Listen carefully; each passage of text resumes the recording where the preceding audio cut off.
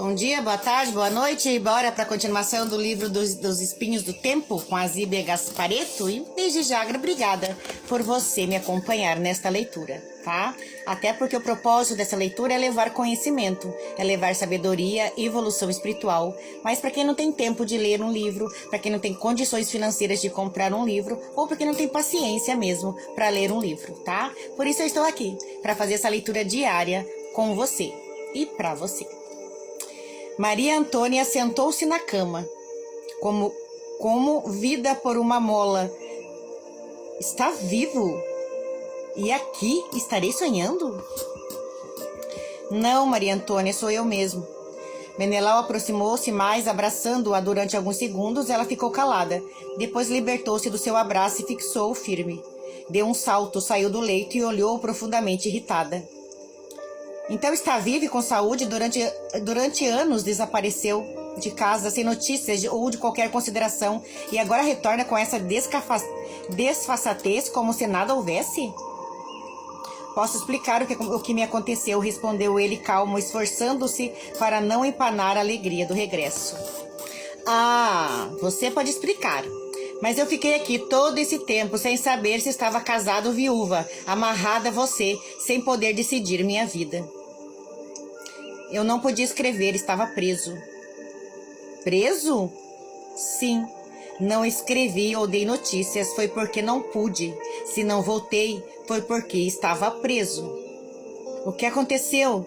Agora você começa a perceber as coisas. Vou contar-lhe tudo, mesmo que não tendo sido recebido como esperava. Estou feliz por haver regressado. Seu amigo, o Sr. Eduardo, veio procurar-me e descobriu a sua bagagem no armazém do cais. Descobriu? Então as malas não se perderam? Não. Um amigo do Sr. Eduardo descobriu sua bagagem e fomos retirá-la. Então está aqui? Deduziu Menelau com alegria. Não. Eu não sabia o que fazer com ela. O Sr. Eduardo disse que a guardaria. Só fiquei com o que me pertencia.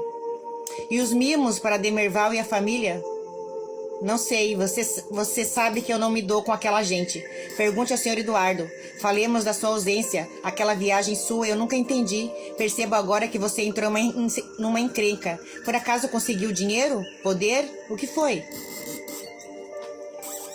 Há um segredo que não posso contar, por causa dele fui preso e levado a uma ilha, onde eu fiquei em trabalhos forçados. Só a custo e com a ajuda de Deus consegui escapar.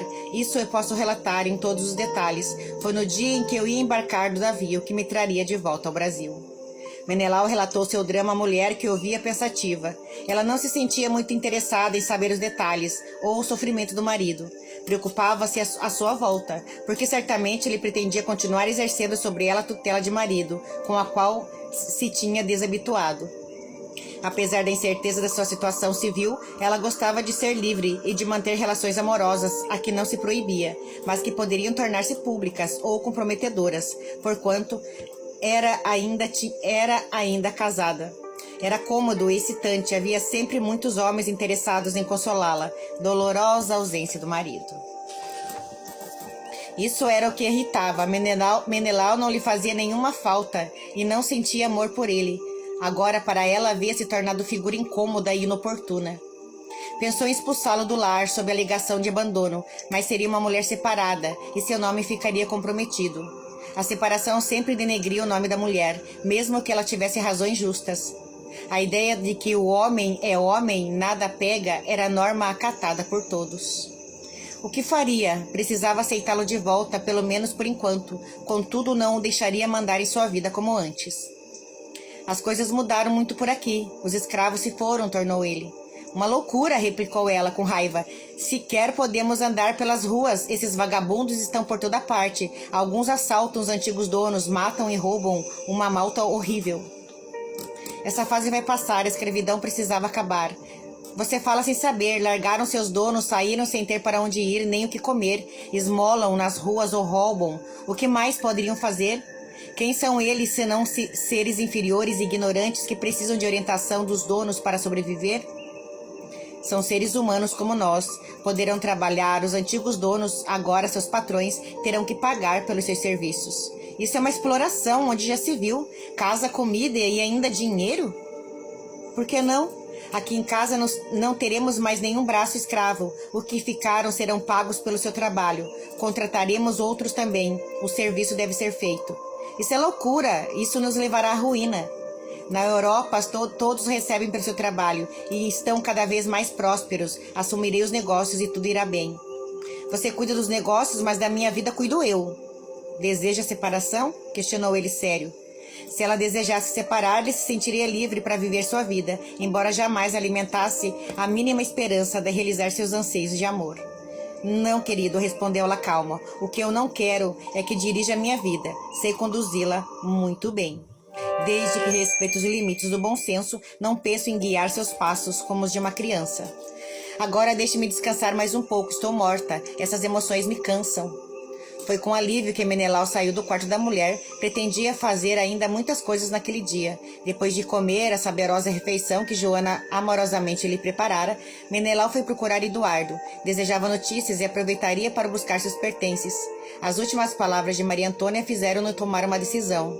A casa era suficientemente ampla. Ele não se instalaria no quarto do casal. No Brasil, dormir em quartos separados era ainda motivo de escândalo. Ele não se preocupava com isso, ficaria na outra ala da casa, que possuía várias salas, e assim, a esposa teria sua liberdade e ele também. Talvez isso até melhorasse o relacionamento deles, enquanto ele dormia cedo e gostava... Só um pouquinho que eu me perdi aqui, tá? Enquanto ele dormia cedo e gostava de cedo levantar-se, ela era o oposto, porque não havia pensado nisso antes, né? Por que não pensou isso antes? Antigamente, as casas eram grandes demais, né? Eram imensas demais. Podiam ter dividido a casa e cada um morava no seu canto, né? Mas que bom que agora ele pensou nisso. Que bom que agora as coisas vão se resolver. Mas então, por que Maria José... Afinal de contas, lembram da leitura onde diz que ela tinha... favoritismo de outros homens que consolariam ela? Então as cartas anônimas que Menelau recebia sobre as traições eram verdades, né? Realmente ela tinha relações com outros homens escondido dele. Agora mais, né? Porque achava que ele estava morto. Mas como a gente pode concluir isso pensando nisso? Mas por que Maria José não gosta de ser esposa dele? Por que Maria José não tem sentimento por ele? Por que sai com outros homens? Lembra que na leitura anterior a gente constatou que em outra encarnação ela era Antonieta, filha dele?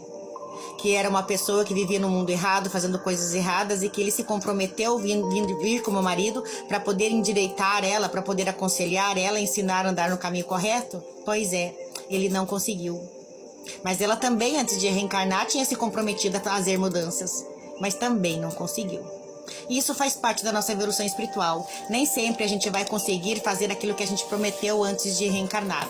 Por isso nós não temos um destino pronto, né? A gente tem uma predisposição de fazer algumas coisas que a gente planeja em situações ou pessoas antes de reencarnar. Mas chegando aqui a gente esquece de tudo que a gente planejou e acaba levando por outro caminho a nossa vida. E isso faz com que o nosso karma aumente.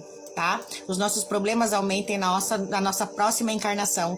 Por isso que é importante tentar andar no caminho reto, fazer boas coisas, ter bons costumes e boa moral, boas condutas e dignidade. Porque aquele karma que ela tinha em vidas passadas, que ela veio nessa encarnação para solucionar, ela não conseguiu. Então, provavelmente, numa outra encarnação, ela virá como uma pessoa escrava, já não tem mais escravidão, mas virá sendo uma empregada, pobre, feia, porque nessa encarnação ela não conseguiu fazer aquilo que ela se propôs. Por isso a gente está destinado, né, de uma certa forma, a ter os nossos karmas resgatados. Mas quando a gente não faz nada para mudar isso, esses karmas se acumulam, tá? Então quando a gente vem numa outra encarnação com tantos karmas acumulados, a tendência é a gente vir com problemas de saúde, com problemas mentais, com problemas físicos, tá?